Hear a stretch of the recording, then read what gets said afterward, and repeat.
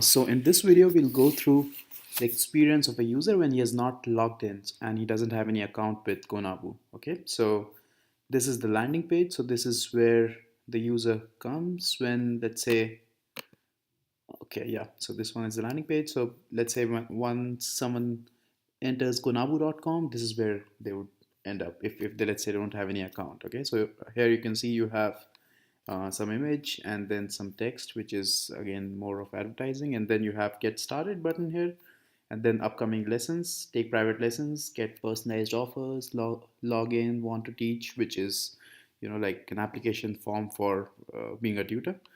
And then you have some classes here which are, let's say, the featured classes, and then also a button view more classes, which would eventually take you to classes page itself. And then here you have again some featured tutors, and this is again one of the forms where you would want to have your personalized lesson plan. Okay, so let's get started with maybe this particular tab. So you click on upcoming classes. So this is the view where you have all the classes in a list format. So you also have some, like some categories here. So you can browse through categories or filter out particular categories. And then you have filter based on date. So let's say if you want to only look at classes which are between like 20th December to 25th of December, for instance, so you can put it in. And of course also the locations. Location means whether it's an online class or it's an offline class, or let's say if you are indifferent to what location is, maybe you can select both in this case. And then you have the country and the city of the class where it's held. And of course country and city is more relevant for offline classes. For online it doesn't matter.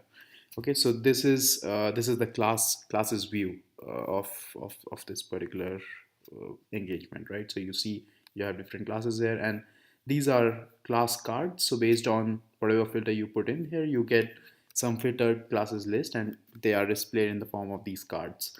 So if you go through the content of, let's say, one of the cards, you can see you have one image, then you have a place where you put in the price of that particular class, title of the class, location, what is the time slot when it's going to be held, and whether there are multiple sessions in that class or not. So this is more of a flag which would be sent from backend as a field of the REST API. And then this is the host of the class. So you have Elisa in this case. So this is the name of the host and this is the image. Okay, so you can see, and then of course there is like some sort of cosmetic arrangement where you can see that, okay, you have these classes which are held today, and then you have certain classes which are held tomorrow. So this is basically something which is derived from the slot of the class, of course. And then you have this option of sorting it by date or by price, and you can decide whether you want to sort it from high to low or low to high.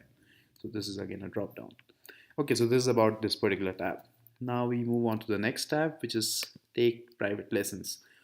So for this tab, you have a list of tutors in this case. So in the previous case, it was the list of classes, but in this particular view, you have a list of tutors. So here you can see that you have a card, which is a tutor card. So you have some details about this particular tutor. So you have image, name, rating of the tutor, number of ratings, locations where this particular tutor is available at. So in terms of conducting private lessons. And then this is the hourly rate. What are the topics that this particular tutor teaches, and then what are the languages that he or she speaks, and then some description. So basically, let's say if a tutor has put in the description of 200 lines, of course we would just truncate 2 lines and show it on this particular card. And then a user can actually click on one of these cards and go to the details of that particular tutor. So we'll come down to that, but first of all, maybe let's go through the filters as well. So you have these topics. Availability. Availability is more of, let's say, whether that particular tutor is available in the morning or evening or afternoon, and that depends on the calendar of the tutor. So that's something which we maintain on the back end. So for each tutor, we know exactly what time slots are available on each particular day, and based on that, you can categorize it to whether that particular tutor is available in the morning or afternoon or evening. Then speaks is of course tied to this particular field. So you have English, Spanish. So basically you can like filter out based on the language of communication for that tutor. And then the price range, which is filtered out based on the hourly rate. Lives in, again, is based on the country and city of tutor, and it would be more relevant when you're looking for, offline personal lessons rather than online, because for online you don't care where the tutor lives. And the location. So location in this case is online, offline, or both, like we saw in the last slide. Okay, so yeah, so this is the view where you can filter it out. And then yeah, so let's maybe click on one of the okay, let's maybe click on one of the cards. So you have this card. So basically you are now on the tutor profile. So this is the detailed profile of this tutor. So you have name, rating, these details about me, an option to message the tutor, relevant experience, which is something which the tutor fills in his or her profile. Then the schedule, like we discussed before, we maintain the slots that are available for that particular tutor. And then reviews. So this is something which is given by the customers or the users or students of that particular tutor for each successful lesson that they take with this tutor. And then a list of packages that the tutor has come up with. And then you can also book this tutor on an hourly basis, and you can select the location of your booking. So let's say if you want to have a personal lesson online or at this particular location, which is a preferred location for this tutor, or you can send a request for your own place. So this would be then accepted or rejected by the tutor afterwards. So now here you can see that if we try to book, it asks me to log in, of course, because I should not be able to book a tutor if I do not have an account on this platform, right? So similarly for this book a package as well, I should not be able to book because right now this user is not logged in, as you can see. Here you can see you can log in, right? Get personalized offers is again something which is not allowed to a user who's not logged in, because for a personalized offer we would need your account, and then we would maintain your request per account. So if there's a user who wants to apply for a personalized lesson, it's important that they log in first. Okay, so here you can see that we have these two tabs which are functional. For this you need a login. This is of course a login. Want to teach, you can go to this tab, and then there would be some information as to what is the advantage of teaching on this platform, and like what can you earn, and what are the best practices and stuff like that. So more of a verbose stuff, like a lot of information. But then if you want to again submit your application, you would have to log in, which makes sense because we should not be able to get applications which are orphan, where we don't know where that application is coming from. So we force a login before submitting your application. Okay, so let's go to homepage. So here you can see this header is for people who have not logged in. So you have these two tabs: personalized offer, login, want to teach, and this home page. So home page is of course the landing page because this is the tutor who has not logged in. Now if you see here, you can see that these are the classes. So we went over the tutor profile, we did not go over the classes profile, I guess.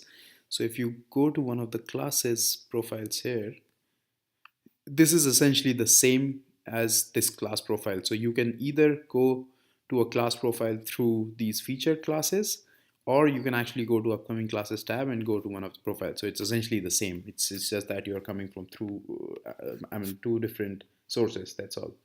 So yeah, this is the class profile. So here you can see you have a provision to book a class. It shows you the location. It gives you some brief description about the class. So you have the title, what is the medium of teaching category, some description, what is the schedule of the class, requirements. Then you have a list of attendees. So here you can see that, okay, you have these many people attending this class.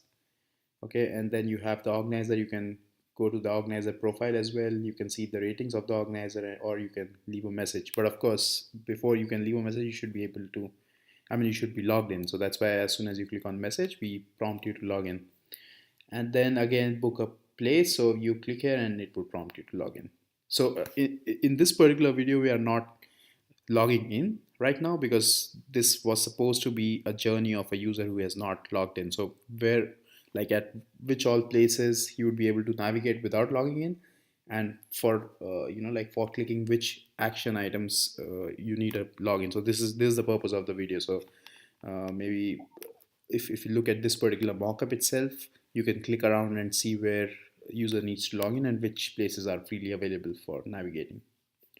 Okay, so again here as well, if you click on get started, it asks you to log in. Okay, just yeah, just a side note. And then of course you can go to view tutors from here as well. So you are I mean, this particular button is basically the same link as these two tabs, right? So the one with the classes, it's exactly same as this page, and the one with lessons is exactly same as this one. Okay, so I think this one is quite straightforward, and yeah, and let me know if you have any questions afterwards.